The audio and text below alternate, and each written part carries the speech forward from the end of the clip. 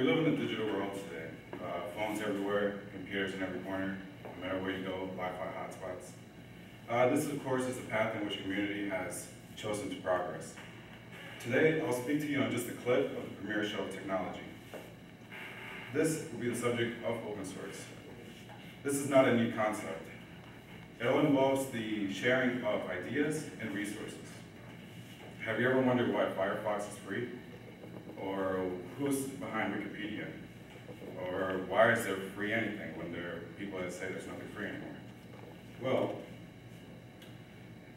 to enlighten you on the little secret of the internet community, we have this thing called open source culture.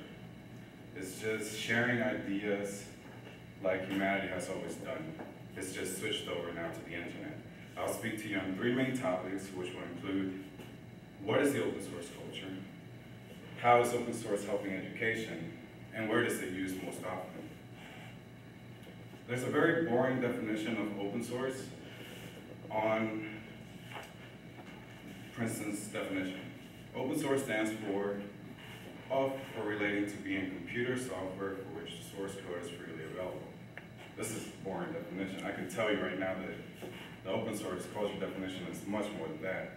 It's actually photographs, videos. You see it on YouTube all the time. People take YouTube videos, they remix them, and then people have labs or of the sort.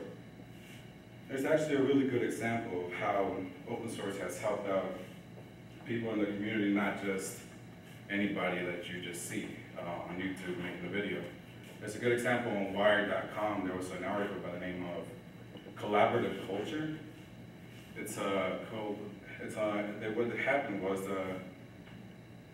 the guy who wrote it said that collaborative culture is helping everybody just taking the ideas and actually making them more accessible.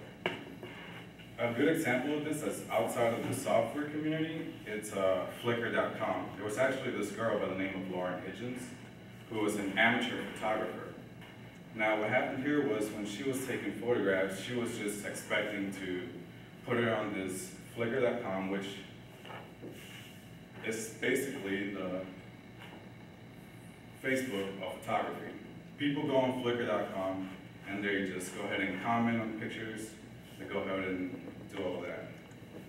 Well, this guy named Bon Iver, which is an artist, basically went ahead and took that picture and said, okay, well, if this is an open source, meaning I can take it and I can go ahead and reuse it.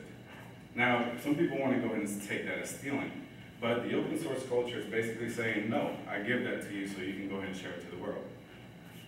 What happened now was that was used as the album cover, and now this amateur photographer from nobody knew who it was, just except the Flickr community, was able to experience her work. It was no longer just her trying to push out, it was people actually collaborating, working together, and being able to go ahead and spread out other people's work. And actually, this is her quote, just from before the exposure. She said, I was hoping for Flickr recognition, people viewing it, favoring it, and making comments about it. A way that was possible was through open source. What happened was she had a Creative Commons license. A Creative Commons license is basically, in one word, is the legal way of saying, here, take my work, share it, and spread it around. It's all legal, it's not stealing. Well, there are many examples like this on the internet. I'm pretty sure you've seen them. There's more than just that. The highway community of education.